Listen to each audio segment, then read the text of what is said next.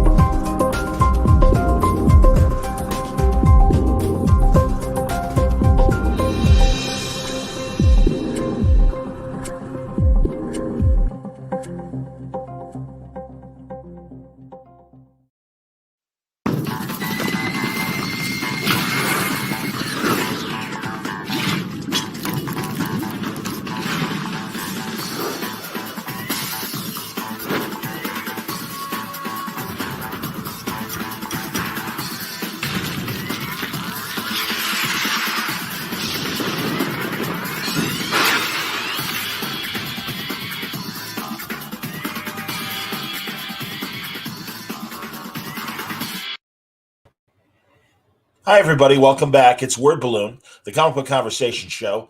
John Suntress here. Really excited about our conversation today. We're going to be talking to Stamford Carpenter, who is doing something really cool with the Chicago History Museum, tying into Lovecraft Country.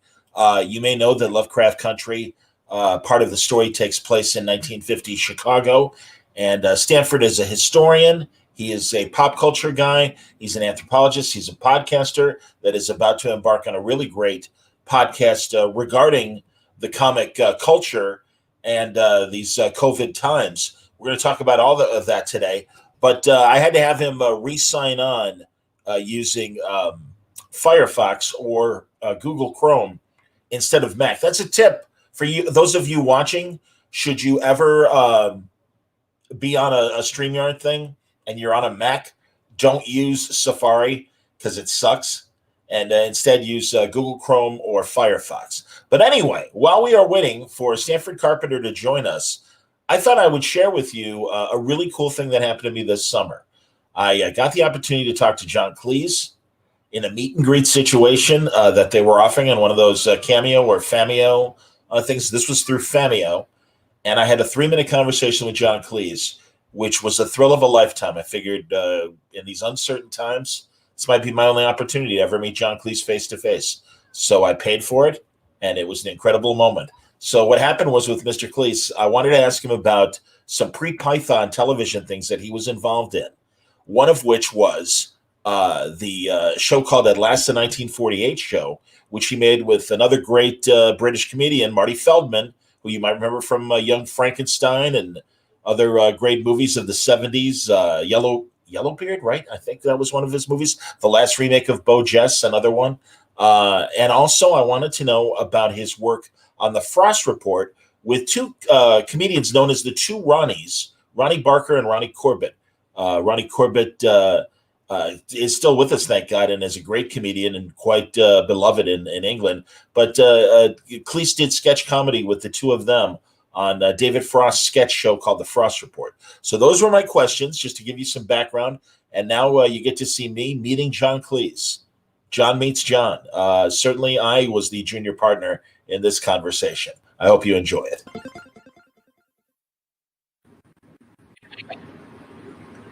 Hello, John. How are you? Well, we should no trouble remembering each other's name. Indeed. It's a pleasure to meet you, sir. I'm calling from Chicago. And I was there last week. Oh, wow. Does your daughter still have the company there? Video Arts? Wasn't that your business company? Yes, it used to be based there, but we sold the company a long time ago. I really liked that company because in my business, there's a whole series of projects, all of which come to an end. And it was the one thing in my life where there was some continuity. So I was very sorry that all the other directors, who were all 10 years older than I was, they all wanted to cash in. So that was it. I went on for a bit, and then someone else took the company over and thought it was all about e-learning, and they discovered that it wasn't, and that was the end of that. Wow. So listen, we got a limited time. Is there anything you want to ask me or tell me? I do. I wanted to ask you about collaborating with Tim Brooke Taylor and Marty Feldman on Atlas the 1948 show, and also with the Ronnies compared to working with the Pythons and what it was like. Well, I worked with the Ronnies on the 66 and 67. I did each year. I did 13 programs with them, but I never wrote with either of them. Okay. I was very much the junior. They were very nice to me. They were kind and supportive, and both of them were a bit mystified why I was so terrified. I was performing to 14 million people live, but I used to go through such agonies of anxiety beforehand. But the writing, the constant was Graham Chapman.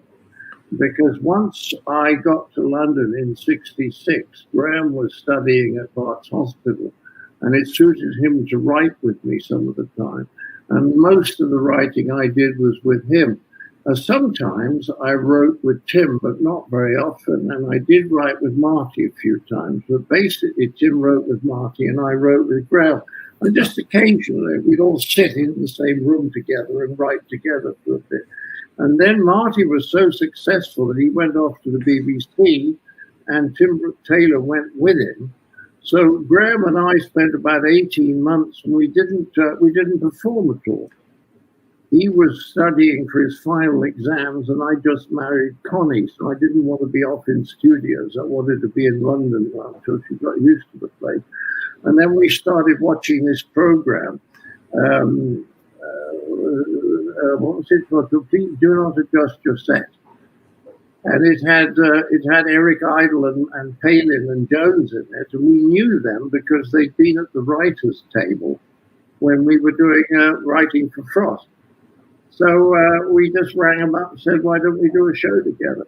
But most of the time I was writing with Chapman, probably 80. So there you go. We ran out of time and they cut us off, unfortunately. But what a thrill to actually speak to John Cleese that way. If there are celebrities that you've always wanted to talk to, I can't recommend the Cameos and the Fameos. And in fact, we were doing a bit of that as well at Baltimore and at Mainframe Comic Con, where we were hosting meet and greets as well with some of your favorite comic book people. So I see Stamford now is arranging his camera. And once he is ready and gives me the thumbs up, I will bring him in.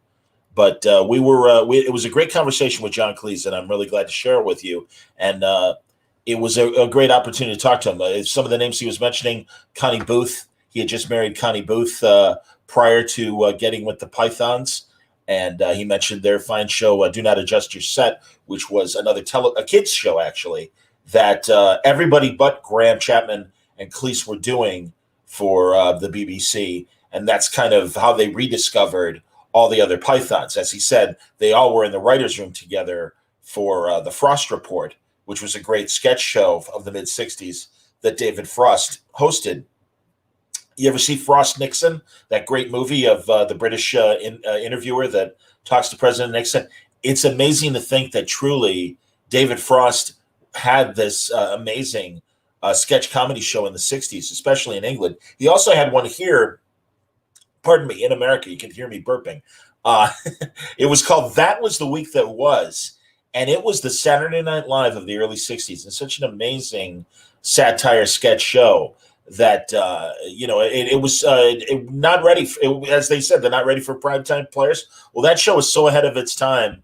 I don't think it made it more than a year or two on American TV or on British TV for that matter.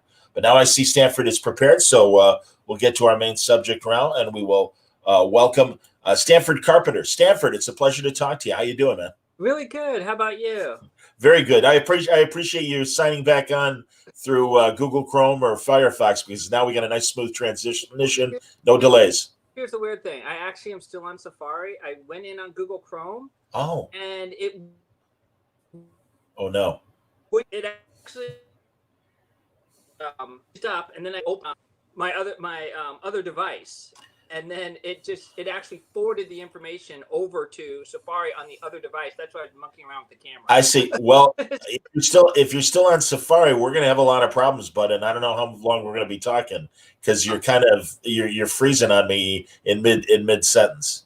Okay. I mean, I did my best. It just sent it right over. No, I understand, Stanford, and I'm so sorry about that.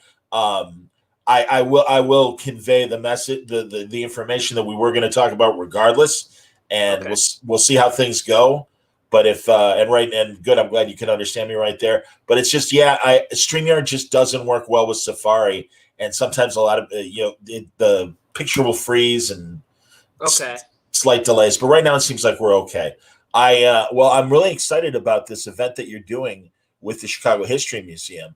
And it's called Lovecraft Chicago, History, Horror, and Afrofutures. Pretty amazing, man. And we can talk about this. Certainly, the context of Lovecraft Country comes to mind because they spent time in 1950s Chicago. And why don't you describe the ties to the show and what you guys are about to do with this amazing virtual tour that you'll be doing on Halloween? Well, yeah. Well, it literally just started as a series of conversations. I mean, we're stuck in a pandemic.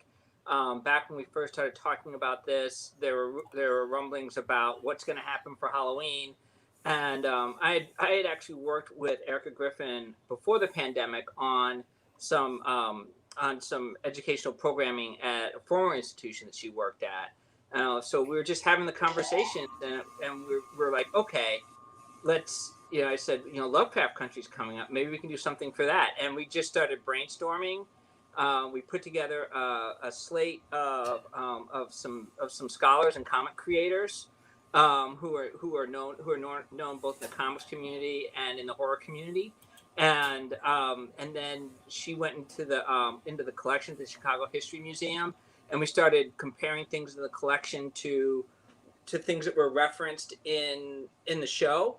We're like, okay, we'll do a virtual tour, and then we're going to do 3 panels afterwards. The virtual tour is going to be looking at the things in Chicago that the show references.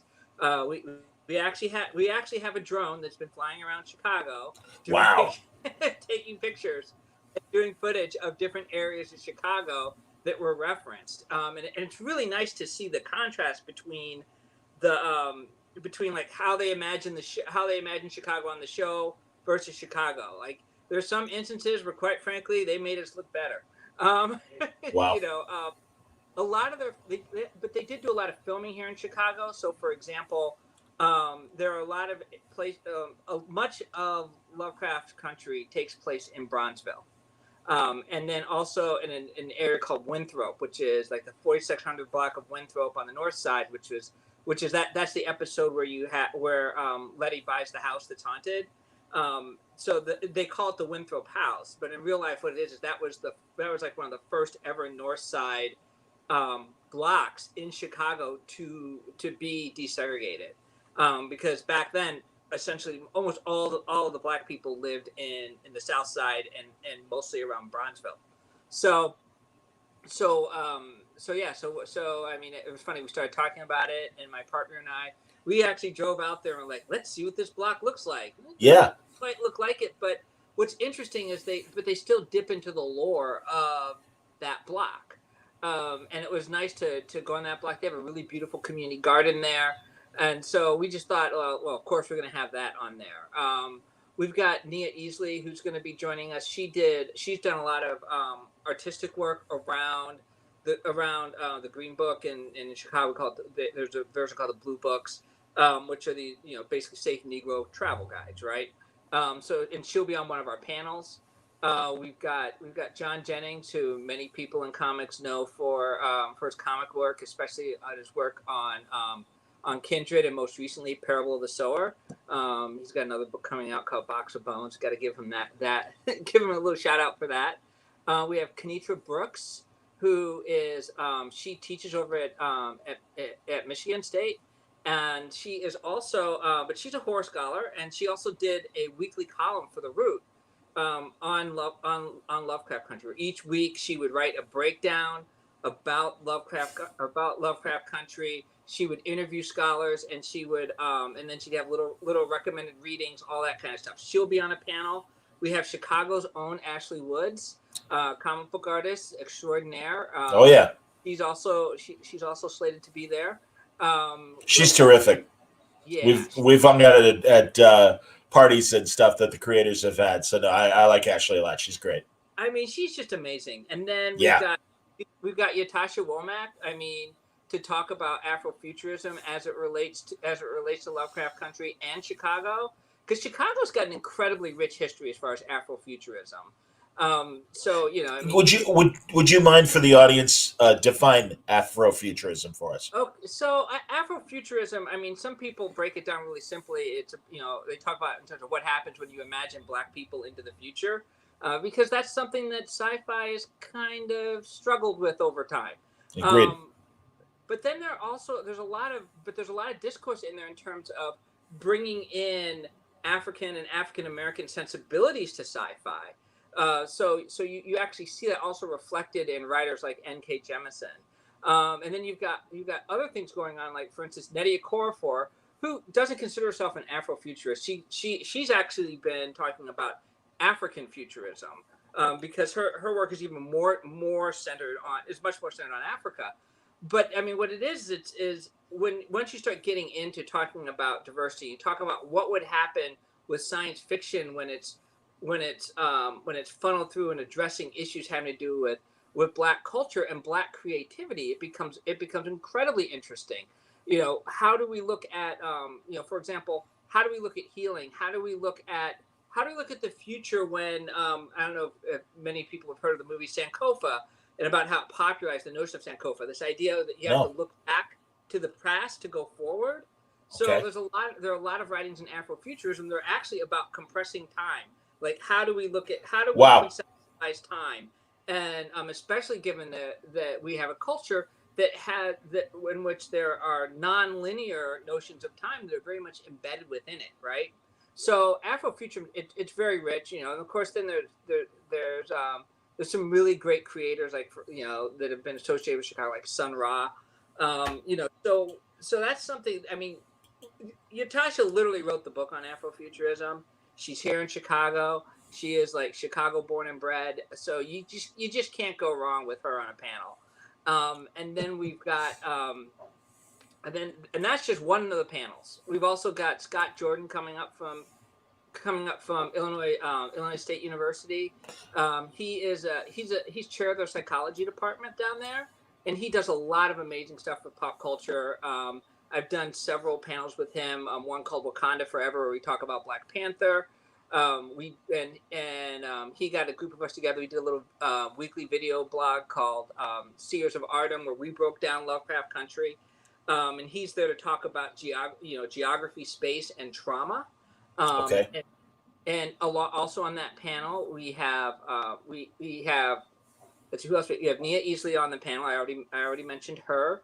We've also got Chris Benson coming in for a panel who's just written the book on Emmett Till and is also currently working on a graphic novel about Emmett Till that's going to have that's going to have new information on it. Really? For those people who don't know, Chris Benton, he's a professor in journalism at Northwestern University. But I mean, when I met him, I just met him as John Jennings' friend Chris while we're hanging out in Hyde Park. Um, you know, um, that's what happens when you have an event like C2E2. You bring people together, right? And then we've also got Vanessa Hintz. She is she's a clinical psychologist, and she's also she's a big time horror fan and horror scholar, and she does a lot of clinical work, especially in the African American community around issues of intergenerational trauma. On Sears of Artem, we had a lot of conversations with her, really talking about the role of intergenerational trauma within the narrative of Lovecraft Country, especially looking at Montrose and Tick and with it's going to be amazing. So we put together a panel. Then and then on top of it, we've also got people coming in from who actually are from different curators who are working at the Chicago History Museum, who are also going to be joining on the panels to comment. And we have one person to thank for all of this, and that's Erica Griffin. She's the manager for outreach, and she's just been incredible in terms of helping to bring us all together.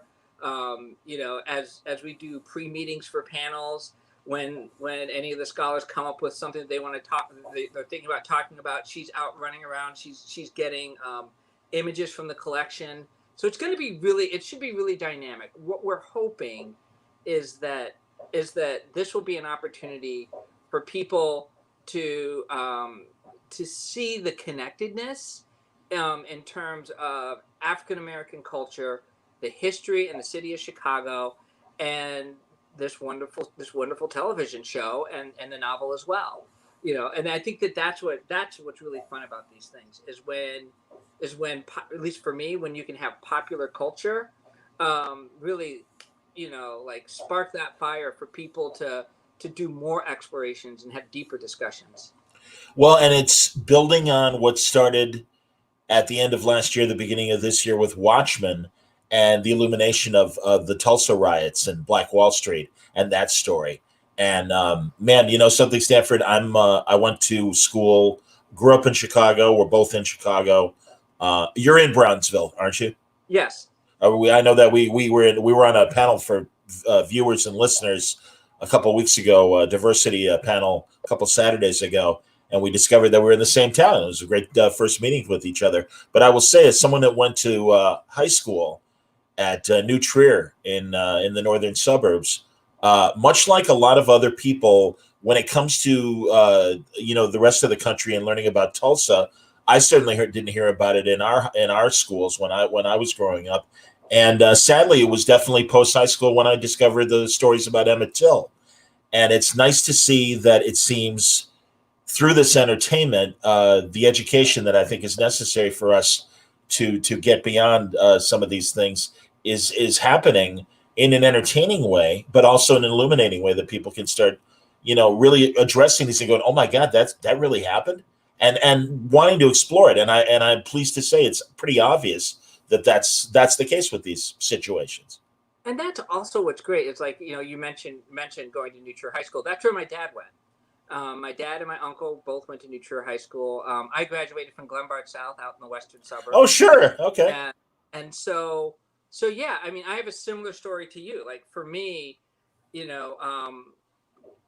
Black history was a bit of an absence, and that's actually what inspired me to do, to explore creating Black characters in comics.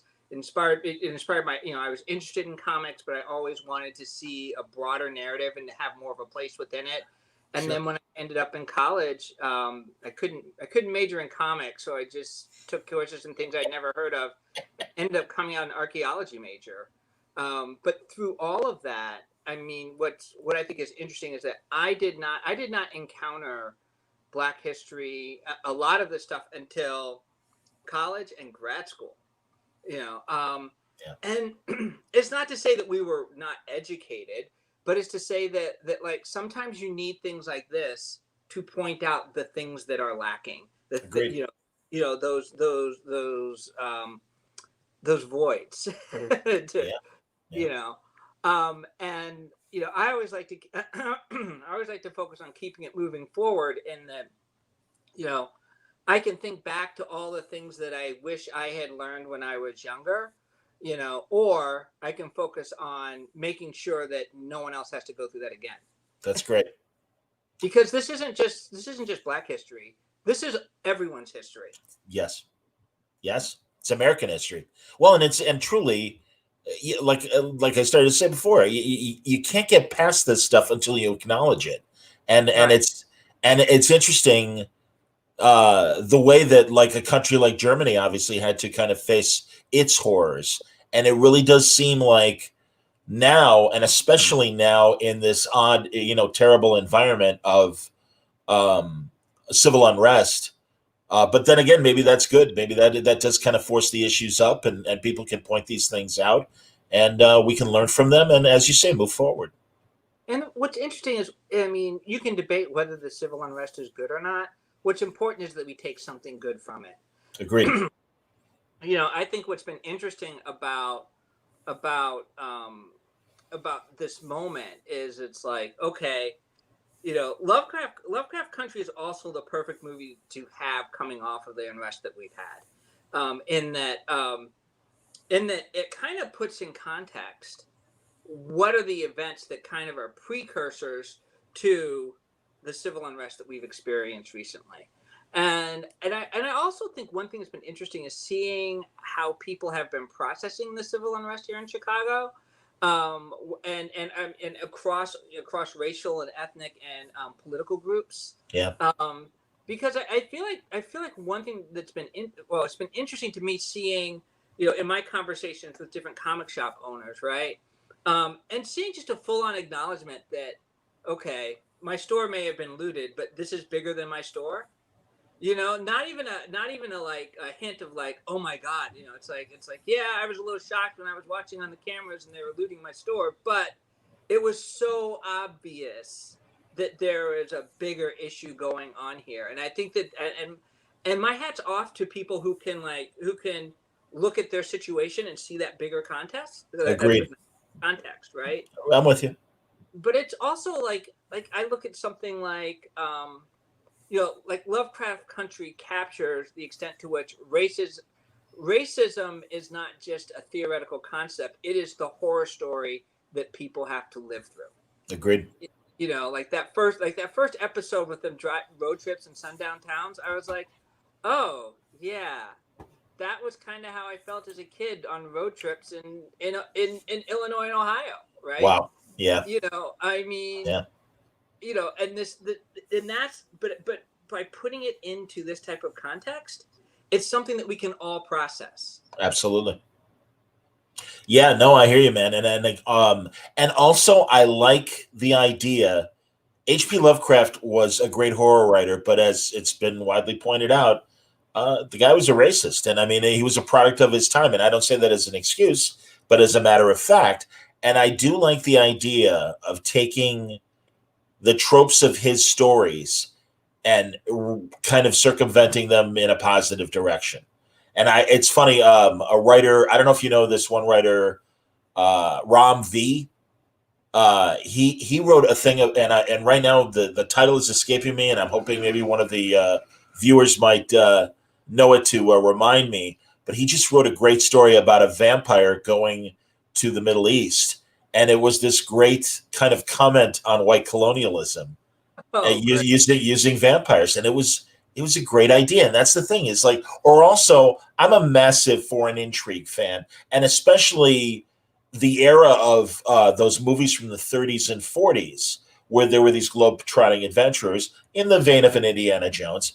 And there's a real opportunity to tell these stories now with a much more democratic, for lack of a better word, where the foreign country isn't portrayed in the negative ways that it was back in the past, but you retain the good ideas from those stories, the fun ideas of those stories, but doing it with proper respect for the foreign lands that they're encountering. So Right. I would say Lovecraft County does the same thing. Country. That's also what's fun about it, right? It's like it's that and this is one thing that's been a really interesting conversation. It's like what I love about panels is actually the stuff that gets said beforehand and some of the stuff that never makes it onto the panel. Because for me, the panel is an excuse to like talk to and meet up with a whole bunch of interesting folk, right? Agreed. And so like we had this side conversation about cancel culture, right? And about how it's kind of nice that we're not canceling H.P. Lovecraft, the virulent racist. Instead, we're just producing stuff that would make him turn in his grave.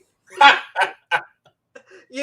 mean, he had a cat named for the N-word, and now we've taken his stuff and turned it into like this affirming, commentary and intriguing commentary on the very thing that he tried to promulgate. You gotta love it. Absolutely, man. Hey, Henry came up with the title. It's called These Savage Shores. That's Ram V's English vampire in the Middle East story. And yeah, Vault Comics. It's really brilliant. And yeah, I mean, honestly, that's exactly what Ram and I were talking about a few weeks ago when I had him on. So absolutely. Didn't I say it right, Henry? These Savage Shores. Yes, thank you.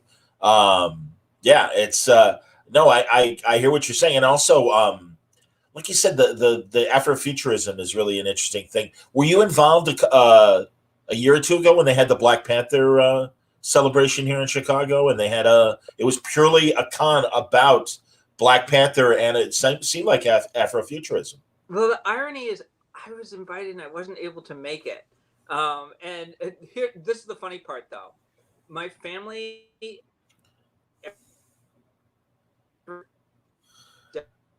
my 70s forces. We don't do it as an accomplishment. It's just to preserve our dignity because he gloats. And I'm going to ask you to start again, Stanford, because again, you were in the Phantom Zone for a second. So, okay. Start again. So, your family does what? Yeah, my family does a 100-mile bike ride, and wow. The person who pressures us into doing it is my dad's older brother, my uncle, who's in his 70s, and wow. he does it too. And wow. We don't do it as an accomplishment. We do it because if we don't, he gloats, right? And so like it was on the same weekend, so I couldn't go. I see. But when we went there, when we went last year, we start in Bolingbrook and we end in White Pines, okay. and they have a set of cabins down there. Okay. And last year when we did it, they tried to pull our reservation at the last minute because they were filming something there, and it was Lovecraft Country. Oh, it was Lovecraft. Oh, that's amazing. And so we had to deal with them where Lovecraft Country paid for our dinners and a portion of our stay there, and we agreed to like segregate ourselves away from the filming. So when they were filming, we rode up. There were a whole bunch of us rode up in our bikes, and we're like, "What are they doing? What are they doing? Lovecraft Country? What's that?" Now it's like Lovecraft. Wow, Country. That's amazing. That's incredible irony. Absolutely, man. No, that's really cool. And honestly, I think this is again a great opportunity to learn some important lessons about Chicago history. And I'm really excited to see the drone footage that you guys do. That's amazing. And also, I haven't checked the forecast, but obviously this is going to be a weird Halloween. And I'm really glad that there are indoor things that are going on that people can entertain themselves in a Halloween way. Same here. I mean, I think that it's funny because leading up, even pre-pandemic, my daughter and I were already planning out Halloween, and she said something really interesting because she did when she did Halloween last year when it snowed. That was where she said, "You know what, Dad? We ain't doing this no more." Like she's like, we can afford to buy as much candy as I would collect, and I'm not walking. I can dress up at home She said, I just want to have a party and I want to watch Oh. I want to watch a whole bunch of movies and eat a whole bunch of candy. And that's what we're going to be doing. How old is she? She's 14. That's great. That's great.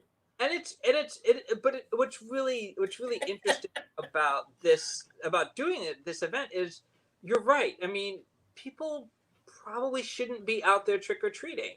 Yeah. You know, I'm gonna miss it. Halloween's one of my favorite holidays, but you know, I mean, we just had a record number of cases yesterday. They're closing the bars and restaurants again. And actually, one of them would do it. Yeah. Yep, they're closing. Yeah, funny. I was watching that before I got on with you. It's like, yeah, but here's the thing: that doesn't mean we can't have an awesome Halloween. You know? I agree, man. No, you know, Steve Darnell, who hosts the old time radio shows on the College of DuPage radio station. I don't know if it reaches, because it's a college station, so I don't know if the frequency reaches down by you.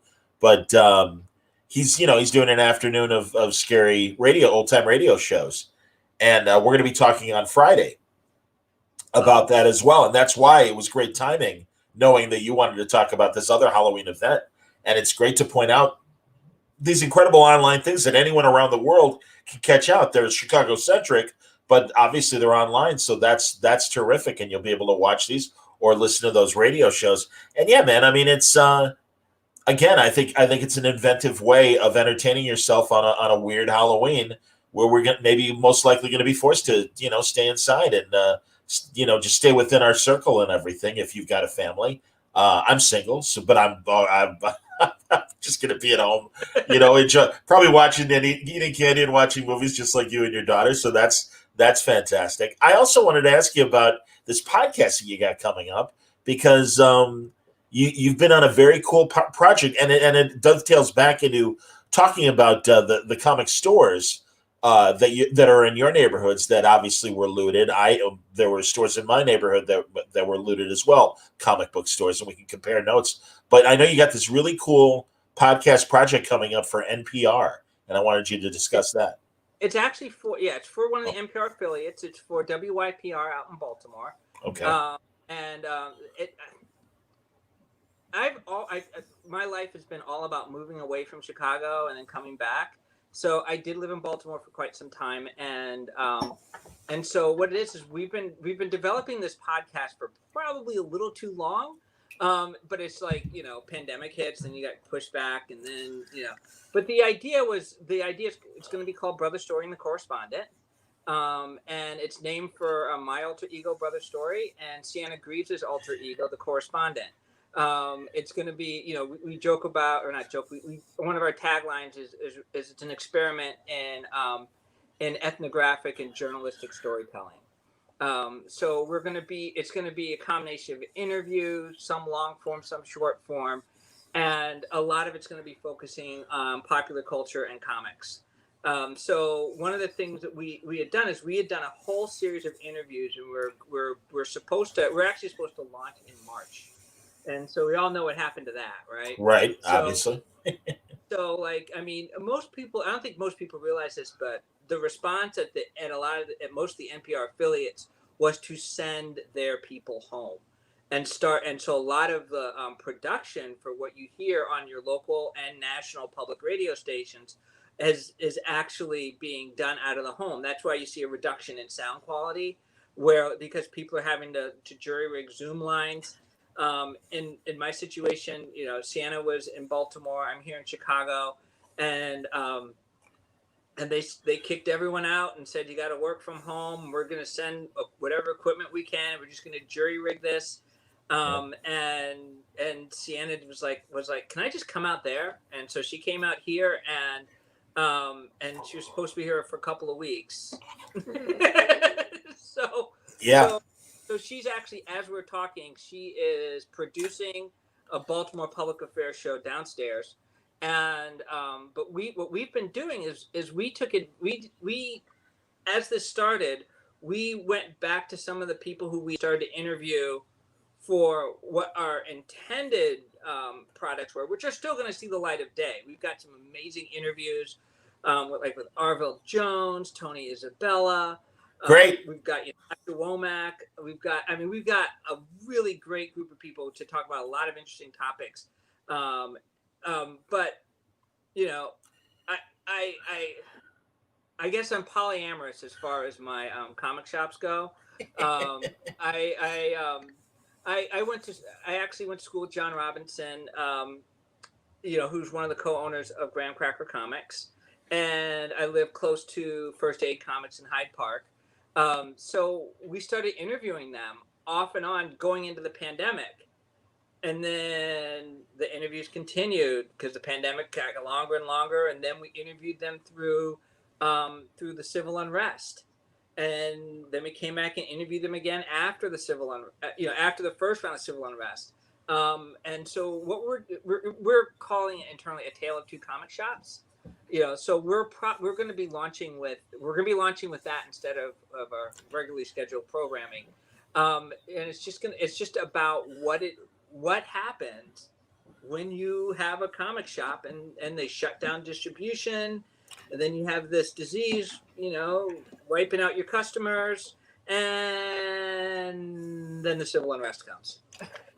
Yeah, man. No, I know it really is a great example of a small business and how this has affected them. The pandemic has affected them, and again, the civil unrest. Well, I told you, Challengers Comics.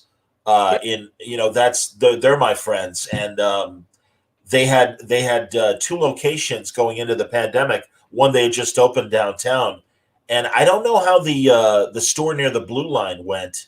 Near the western stop of the Blue Line, the L train for everyone not from Chicago, but also they had their downtown store, and it was looted 6 times in that short period, and they had to close it because they just did too much damage and too much merchandise stolen, too much damage, and it sucked. And no, it's a really good way to illustrate again what's happening to these small businesses, and especially from a pop culture standpoint too. So I think I'm glad you've been able to turn that into positive programming for what you want to do. And I can certainly relate to your friend having to, produce Baltimore public radio from home, and especially here in Chicago.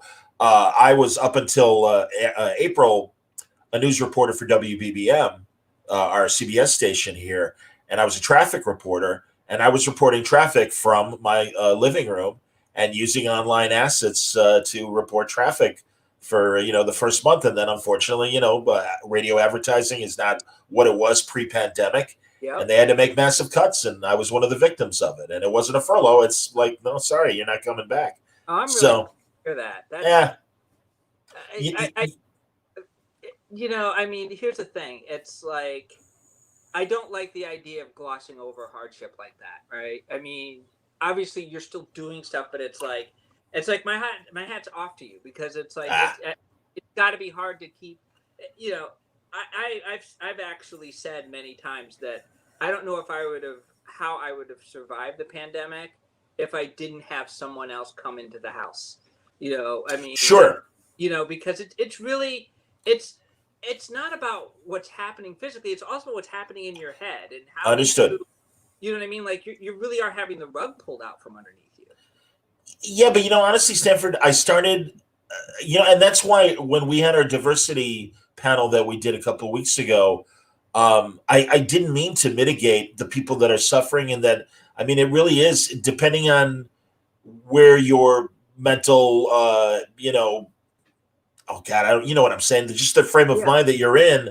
I saw it as not an opportunity, but I'm like, all right, well, there's nothing I can do about it. Luckily, I had a decent severance, and I had this audio audience, and I've been doing the podcast for 15 years, and I'm like, all right, well, instead of learning a foreign language or a musical instrument, and whatever downtime I had, I'm like, let me really try to do video now in addition to audio. And I've always been a broadcaster and have done my share of television, but traditional television, you need 10 people or whatever to put on a decent TV show between cameramen and editors and post-production and the like. Well, thankfully now we've got enough technology with Zoom and StreamYard, what we're using right now, that it wasn't that big of a leap. And again, I'm able to do all this on my own. And thankfully, I brought my audio audience with me, and also I'm cultivating this new video audience. And luckily I've got sponsors that sponsor the podcast. It is also crowdfunded via Patreon, and that's all working. And I mean, truly, the viewers and listeners know how much I appreciate them supporting what I'm trying to do. And it's enough to stay in my place. It's enough to pay my bills, and thank God. I mean, I'm making like about 80% of what I was making when I had the radio job, but that's enough. So I'm lucky. And also, again, thankfully, I've been doing it for 15 years, so I've got a nice Rolodex and can call on some great pop culture creative people that I've gotten to know over the years. So yeah, right now, knock on wood, it's working. I mean, like I said, last weekend I did Baltimore Comic Con and was one of the chief people putting together programming for that. And I had, Tom King and Dave Gibbons in conversation. I had Vita Ayala interview a great Vertigo editor, Shelley Bond, buddies of mine like Brian Hill and all the guys that are behind Bitter Root, Sanford Green and Dave Walker and Chuck Brown. Oh, that Dave Walker. I love David. I love David. Great guy. Interviewed for our podcast. Oh, that's great. Yeah, we interviewed him and off and on, and I actually ended up doing the back matter for one of the for one of the installments. I think it was either issue 7 or 8. Hey, that's awesome, man! I got it sitting on my Kindle. I'm gonna go back and read your articles. That's excellent. That's terrific. Yeah, because so John Jennings actually ended up editing the back matter, and he was just like throwing it out to different people. He's like, "You got a good perspective. I remember he's like, can I just get 1,000 words out of you?" And oh, by the way, yesterday. Yeah, believe me, I know. I've done my share of back matter essays as well for friends. I just had Stamford on Monday because Craig Yo put together this incredible comic about voting. And it was, just interesting voting comics that were free comic books going back to the 50s and into the 60s and stuff. And Stamford did the cover for it. And also Emile Ferris. Wow. Yeah, she was on the conversation as well. Yeah, it was terrific, man. And Stamford, I've known Stamford for a really long time, and he's I'm so happy for him because he started in comics, and I always want to remind people this because now finally he's able to really show what kind of brilliant artist he is. But when he started, he was working for DC, and he didn't regret it. But he was doing Legion of Superhero tie-in comics to the cartoon, so he had to be on model of what the television show looked like, and he could do it, but it really wasn't his style. And he would show me his sketchbooks for years, and I'm like, oh my God, this guy is just waiting to get the right project, and he's going to explode. And thank God, between him, David, and Chuck coming up with Bitter Root, and it's such a great comic book, and I'm so glad that we all love it as much as we do, and it's getting the recognition it deserves. And it's and I mean it's a really good group of people. I mean, I've also worked with David Walker on the Black and Brown Comic Arts Festival out in San Francisco. Oh, cool! Every year on Martin Luther King's birthday, that will be virtual. Of course, yeah. But it's just it actually, I mean, as we're talking, I think it also highlights one of the things I think is special about comics. I've been. I did my dissertation on comics, and I did as an anthropologist. I actually went to Marvel in DC and convinced them to let me hang out, and talk with their people as they were working. And that's great. And when was this? What period of time was this? This was in the early aughts. Okay. Like right around 2000, going into the So was Axel at Marvel at that time and everything? Axel Alonso? Yeah, actually, while I was doing my research, Axel left DC for Marvel. Oh, wow. Oh, sure. It was a really interesting section in the dissertation because I had been talking to Axel and he'd like stopped talking to me and I didn't know why. So I was like, oh my God, he hates me, especially because I was much younger. And, when you're earlier in your career journey, it's like, you don't have the faculty to handle things the same way. And I was just like beside myself. I'm like, how bad did I screw up? And then I bump into him literally in the hallway I think it was on the day he left. He's like, yeah, I left. I'm going to Marvel. Sorry, I didn't talk to you. I just couldn't talk to anyone. And I was just, and then we actually ended up continuing the interview. I ended up continuing my interviews with him when he was at Marvel. And, but it was just, like Axel's one of those people where it's like me personally, he's one of the many people in comics that I like love to root for. Me too.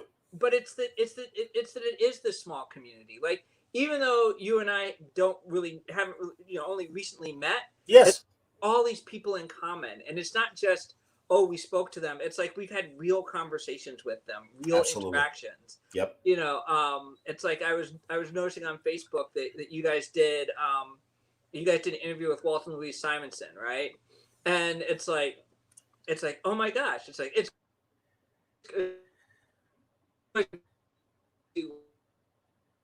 younger than one of my archaeology advisors in undergrad. And that's how and then he introduced me to Walt and Louise, and they've done a lot to help me. In fact, it was great. Walter who facilitated my access to Marvel and DC. That's wonderful. And that's doesn't surprise me. Is that all of this, like, how it all comes back, right? And how it's a small community. Yes. It is incredibly amazing. And it's like the more time goes by, it's like time goes by, the community gets bigger in terms of people, but feels smaller in terms of like intimacy. I'm with you, man. No, I'm totally with you. And also, and truly, it's a testament to your work, because I know that, again, for doing my stuff for 15 years, really Baltimore Comic Con that we put on, me and my buddies at Mainframe Comic Con, my buddies Chuck and Chad, it was a really nice affirmation of my 15 years doing these interviews, that I was able to call on all these different people to help out. And they love Baltimore. I mean, Baltimore's a great convention, and it's it's clearly a comic-centric convention. But I know a lot of them were doing it too, who had never done Baltimore before, but they were doing it because I'm friends with them and they trusted me, and it was great. So no, I know what you mean, and again, with Walter and Louise, that doesn't surprise me, because I always say Walter and Dave Gibbons are fighting for the title of nicest guys in comics, and certainly Louise is right there for nicest women in comics. So yeah, it's that doesn't surprise me at all, and that's terrific that you're having that kind of success. But that's the thing, man. We all kind of root for each other. Right. And it's like we all want to succeed, and we all want to help each other if we can. And that's truly been, my mantra since starting Word Balloon, and especially the creators said, especially early on, with the same insecurities that you had and stuff. It's like, God, the last thing I want to do is screw this up or offend anybody. I hope I'm doing right by them. And thankfully, it seems like I have. And, 15 years later, still doing it, and truly finding myself in the position that I am in my broadcast career. And thank God my podcast career is going okay. So, we'll see what happens for the future. Yeah, and what's great is also that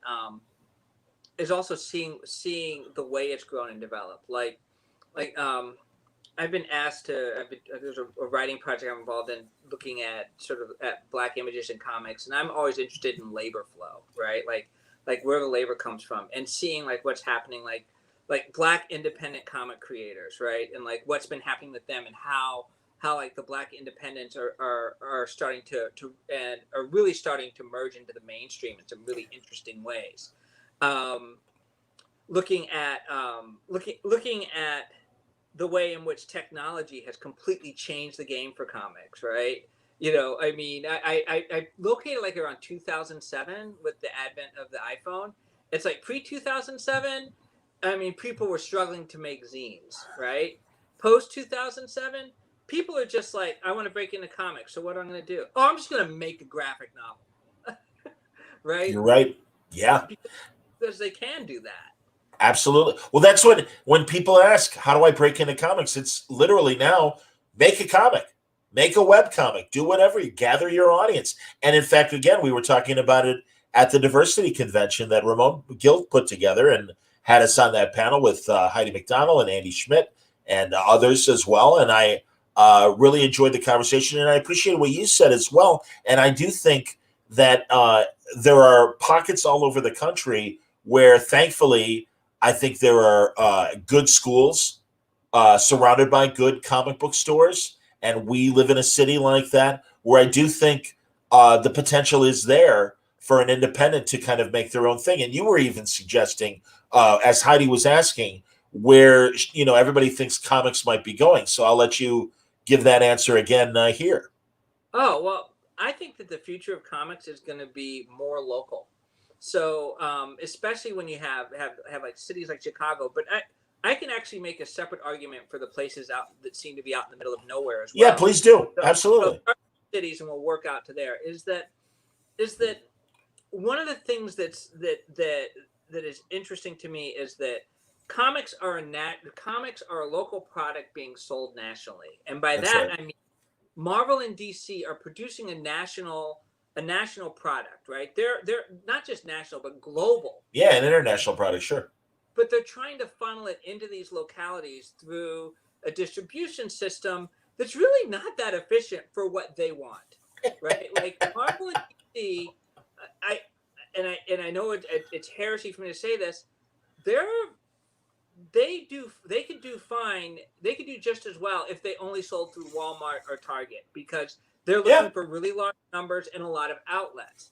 But that's not where the comics community is, right? The communities are at the stores.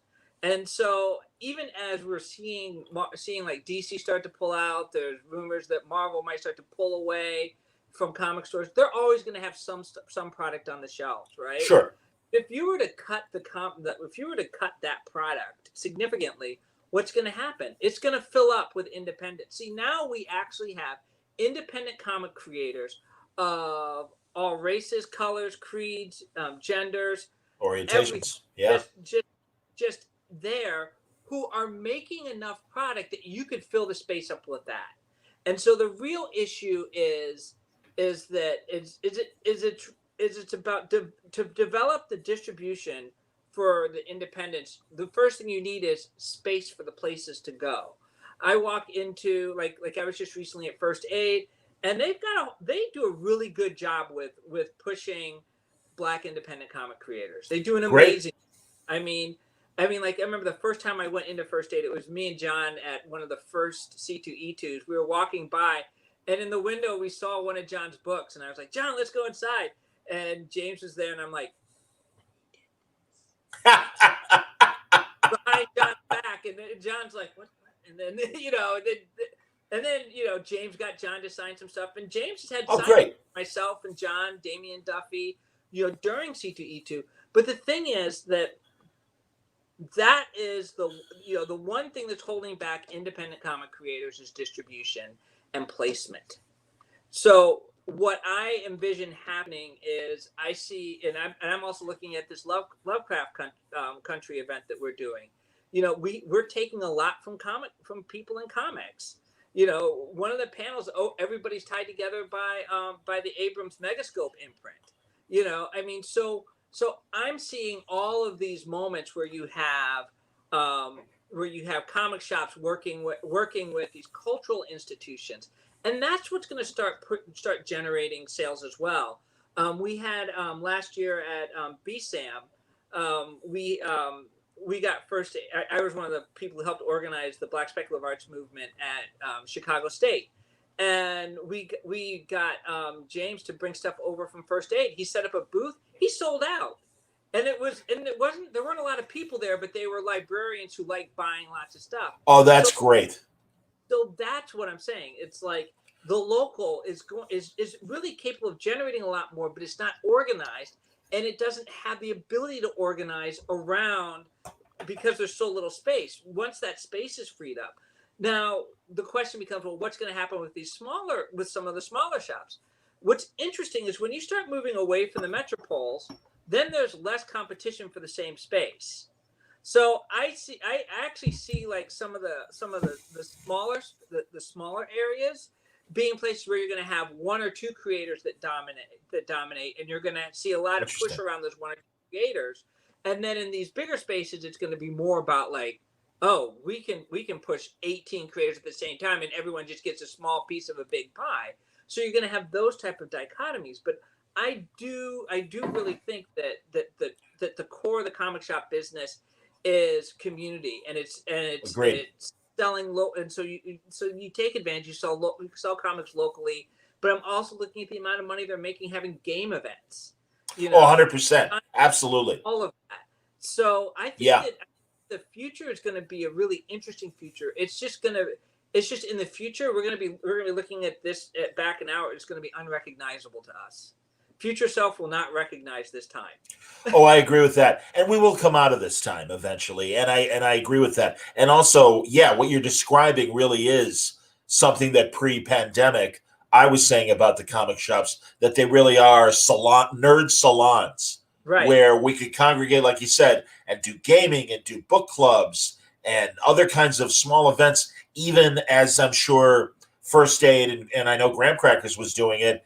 Hey, when a big nerd movie comes out, let's all buy tickets and all have a block at a specific theater and watch the movie together and things like that. Or even I know with Walking Dead, Challengers would have events in the shop, right, to broadcast the first episodes and stuff, and we all watched it together, and they gave away Walking Dead comic books and stuff. And it's that kind of inventiveness that I think will strengthen the community and strengthen the shops. I think so too. I mean, I'm thinking, pre-pandemic, obviously there's a little bit of a partnership between First Aid and the Harper Court theaters, and because that was how I saw my first viewing of Black Panther, and my That's first great. Avengers was because they had me come out and sort of help MC the event, because we did like trivia beforehand. And we sold it out, because and I think that's the thing. It's like comic shops are I think that they're just now starting to realize that their audience is gold for a lot of other spaces, and as they're able to bring their audience to these other spaces, that's gonna open up the new market possibilities. I agree, man, and I was going to ask what do you think? Here's a couple of nerd questions to wrap up, if we could. It's incredibly tragic that we lost Chadwick Boseman, obviously, and it'll be interesting to see how they handle it in the Marvel movies, if they just shift the story to Shuri, right? Or do they? I wonder. Which do you think is more important, to keep the idea of T'Challa alive when really the entire world has woken up to his story? Or, I mean, again, it is an opportunity to honor Boseman, to let at least the next movie really focus on Shuri and stuff. I don't know. What do you think?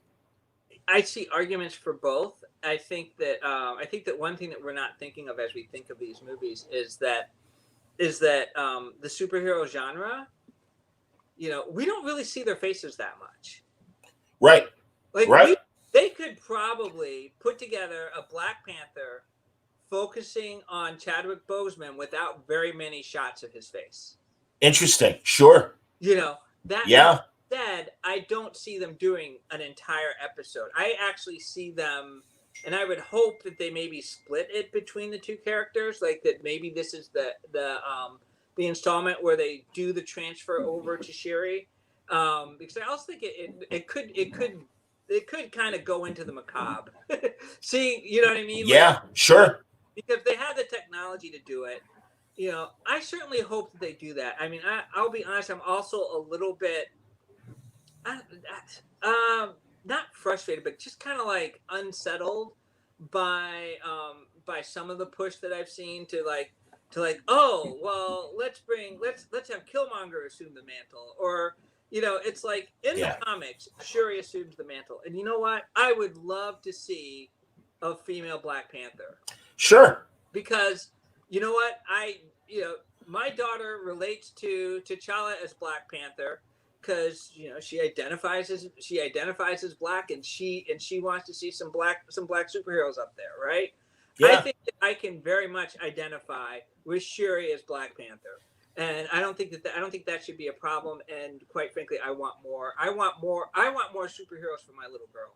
Oh, 100%. Well, and that leads me to the TV show Black Lightning, and I'm glad you had a chance to talk to Tony Isabella, and I imagine that certainly came up in conversation. But it's funny, and again, this is well before Boseman passed away, but really after that first season, or during that first season especially, of Black Lightning, I'm like, man, if Black Panther as a film hadn't existed yet, I think everyone would be talking about Black Lightning and how great it is. Because man, and I'll tell you, dude, I'm in my mid-50s. I was reading Black Lightning when Trevor Von Eeden and Isabella were making it back in the 70s, and it was so thrilling that the way the TV show was developed, it literally is the comic series 10 years down the line, 20 years down the line. And it was really exciting for me that, they brought Gandhi back and the 100 and Tobias Whale. And I'm just like, this is great. And it really was the Dark Knight version of Black Lightning, of this middle-aged hero who is past his prime and trying to, put it together again. And I really appreciate it. And then also the legacy that they were able to show in his daughters and everything. So I think that's so great that they were able to do that with the series. And I'm not really sure. I haven't been paying attention from a rating standpoint how it's doing. But I do love it, and I do think it's an incredible show. Well, they're doing well enough to come back for another season. So that's true. I look at it that way. That's I always think of it. What's your first goal? You got to be able to come back, right? Right. But I love Black Lightning. He's one of my favorite characters to talk about. He was supposed to be one of the first characters we talk about in our upcoming podcast. Yeah. And Tony Isabella was somebody who granted me interviews very early on when nobody was really talking about Black Lightning, well, not Black Lightning, but about Black comics. Sure. But what I love about that show, it is also a recitation on the Black family, and a much needed recitation on the Black family, because so much of media is caught up in narratives of looking at the Black family in terms of like it's somehow broken, or it's not quite working, or they're single moms, and it doesn't, and I don't think that the media really does right by. I don't think it does right by Black mothers, and I don't think it does well by Black fathers. I think that what's interesting about that show is watching a family where it's had its trouble and it's working to come together. I love how it's showing the intergenerational takes on the civil rights movement, where you've got where you got Black Lightning being like, hey, we got to do this, and his daughters are like, no, we got another way. Right. I love that they picked up on the comic on the Judd Winnick run of Black Lightning, within Green Arrow.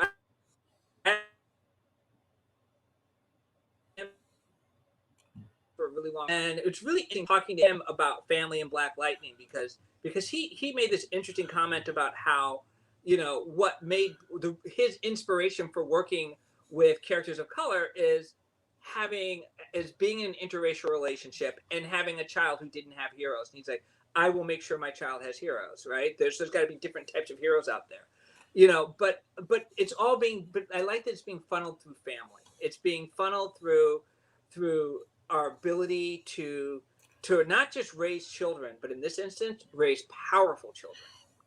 I agree, man. No, and Judd's one of my favorite people in comics as well. Great guy. And yeah, he's got an incredible story. And I'm really happy for him that he's found his niche in doing the kids comics that he does now with Hilo, his new character and stuff. It's a lot of fun. Stamford, again, I'm gonna let you promote this event that's happening on Saturday through the Chicago History Museum, and again, remind people what they can tune into and where they can tune into it. Well, it's called Lovecraft Chicago. You can, we've been putting it all over Facebook so that you can go and register. If we get enough people, we're almost at the number that we need of registered people for them to move it from being a registered event to a to a live stream event. So they'll be live streaming it on Facebook and all of their other social media. But yeah, please register, because registration, however much registration happens, also dictates resources. But what we're going to be doing is we're going to start with a virtual tour, and we're going to have a series of panels all connecting Lovecraft Country, the television series, to to the collection at the Chicago History Museum, to the culture of Chicago, and the history of Chicago. Excellent. I'm trying to bring up the URL to put as a banner on our video. So hopefully in the next couple of days, people will be able to, when they watch this, they'll go there. And certainly I'll mention it on the audio version of this as well. Hold on, as I just don't want to spill anything. I got a million things on my desk. All right, there it is. 1 second, everybody. And let's see if it works here. There we go. It is chicagohistory.org/event/Lovecraft. Is that the place to register? Yep. Excellent. Very good. And here I'll even is that it? Let's see here. I'm gonna make it not a ticker so that it'll just be there. 1 second. There it is. Let's see. Boom. All right, there it is. Excellent. So this is where you can go and register. And really, it does sound amazing. And it sounds like it's going to be really entertaining. And again, very cool that Ethan played drones to kind of do this virtual tour. So we can even sit at home and check out the various locations in Chicago that are reflected in Lovecraft Country. And I think that's awesome. Have you had a chance, Stamford, Stamford, pardon me, Sanford Green, Stanford Carpenter? Two of us mix up once they hear both of our names. I've been at some events with him, and then it gets really crazy. It's like say our names, and we both turn our heads and look at each other like, "What the?" But I was going to say, have you met Afua Richardson yet? Yes, I have. She's great, and I know she's been doing the actual comic stuff that you see in Lovecraft Country. We were talking last weekend, and actually, I moderated a Black Panther panel with her and Christopher Priest and Don McGregor, the great Black Panther writer of the 70s. Oh, nice. And yeah, so that was a lot of fun. And Afu is ridiculously talented. And yeah, it was just a horror comics panel that she and a few others, Tim Seeley, Mike Marisi, among those that were on the panel with us and stuff, and just talking about horror comics. But yeah, she's terrific, and I'm a big fan of hers. And that's one of the beauties of that show is they've got amazing actors. They got amazing. I mean, they've just managed to really they've managed to bring together Black excellence in a show that also shows Black excellence. I mean, I won't lie. I completely geeked out in that second episode where George is laying in the bed, surrounded by books, and that's like his moment of joy. It's like I'm like, as much as I love music and sports, it was nice to see that. I'm with you, man. You know what else I met recently, and is a great up and coming writer, not only in comics but television as well, is Rodney Barnes. Okay. Do you know Rodney? He's got a series called Philadelphia that's an Image book, and it's a police procedural about vampires in Philadelphia. And also, he started off writing things like, well, first he was in films and writing the Pelican Brief, and one of the writers on the Pelican Brief and Clear and Present Danger. But then he shifted into sitcoms, and he wrote for Damon Wayans' show My Wife and Kids, and he wrote for Everybody Hates Chris.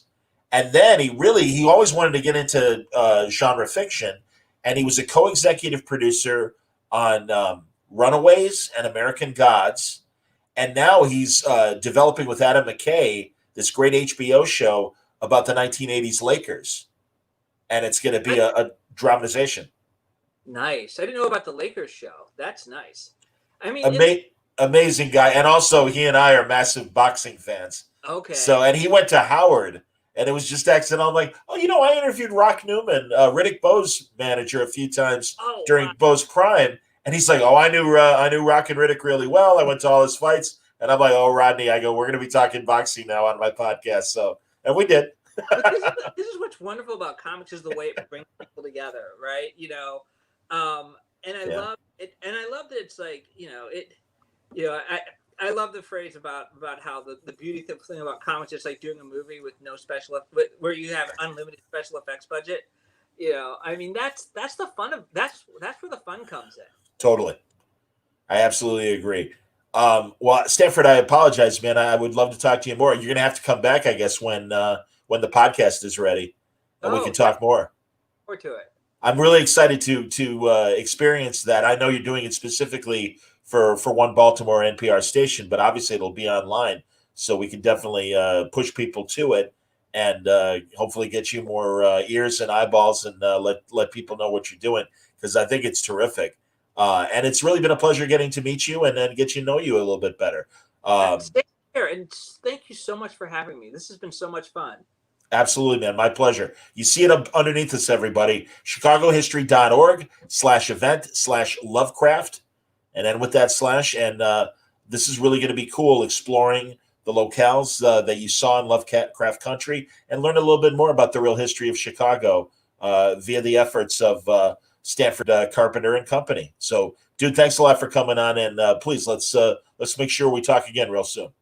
Yes, definitely. Thank you so much. My pleasure. Stanford Carpenter, everybody. I hope you enjoyed it. Word Balloon Live. It's a weird week. You'll forgive me. I'm still recovering from Baltimore, but I promise you that we're going to be talking tomorrow afternoon to Paul Cornell, because he's got a new horror comic that he wants to talk about. And then on Friday, as I mentioned earlier with Stanford, I'm going to be talking to,